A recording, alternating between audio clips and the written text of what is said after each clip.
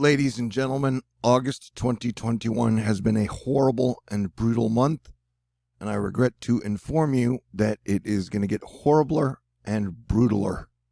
This is no joke. Hurricane Ida is now forecast to make landfall in Louisiana as a Category 4 hurricane. And I've got to guess that Category 5 can't be ruled out.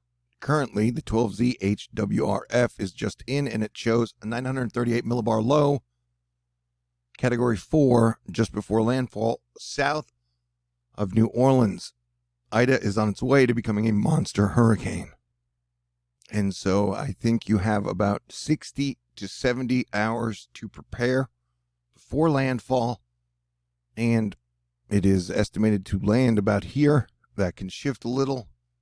The very worst of the storm impacts will be on the east side, and they're talking large storm surge and super heavy rain now. The estimates I've seen on storm surge are over 10 feet, anywhere from 9 to over 10 feet. 11, we're talking storm surge on top of heavy rain, on top of over 100 mile per hour wind gusts. This is going to be a nasty, nasty situation. And I can't tell if August 2021 has just literally beaten me to a pulp, or if I am sick, or both.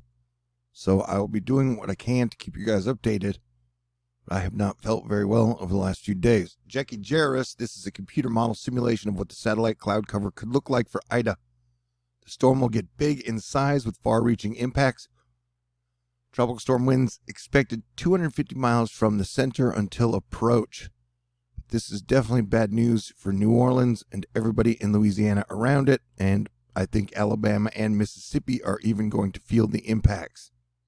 But I repeat, the NHC is now forecasting Ida to be a very dangerous Category 4 hurricane when it reaches the Louisiana coast late Sunday night or early Monday morning with 140 mile per hour winds. And yesterday, we lost over 1,000 Americans to the coronavirus. We lost 13 soldiers and over 95 Afghanis in a terrorist attack. And now we have a major, massive, nasty hurricane headed our way. Yes, absolutely. Pandemic Augusts are my least favorite month of all of them. And Dan Lindsay points out here that Hurricane Ida is already popping out gravity waves, which is not a good sign at all. August has been like all bad news all the time. This is a building that caught on fire in China. And the Gulf of Mexico has a heat temperature right now that is almost fire, which is horrible news because that is like rocket fuel for hurricanes. Tomer Berg, I don't say this lightly as I don't like hyping for clicks, but I'm very concerned for Louisiana.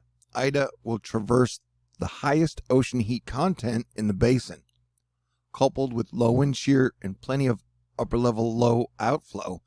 Category 4 is likely and Category 5 is not out of the question. And I agree. So pray for the best and prepare for the worst. And right now the worst is looking pretty bad. But it's going to go over the tip of Cuba, and then it will probably strengthen the Gulf of Mexico.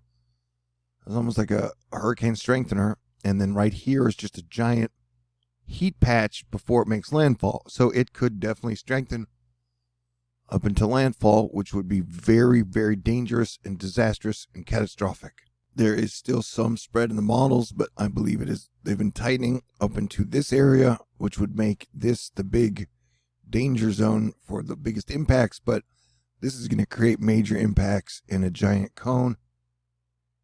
And then you got multiple severe weather spots to watch today, and then an orange bean of severe weather to watch for tomorrow. Yeah, most are predicting Cat 4, and like I said, Cat 5 cannot be ruled out. This is definitely a dangerous situation.